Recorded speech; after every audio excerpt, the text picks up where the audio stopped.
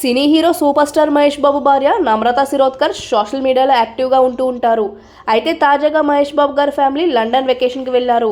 ఈ వెకేషన్కి సంబంధించిన బ్యూటిఫుల్ మెమోరీస్ని నమ్రతా శిరోద్కర్ గారు తన ఇన్స్టాగ్రామ్ ద్వారా షేర్ చేస్తూ వచ్చారు. కాగా ఇటీవల లండన్ వెంబ్లీ స్టేడియంలో Taylor Swift the eras tour జరిగింది.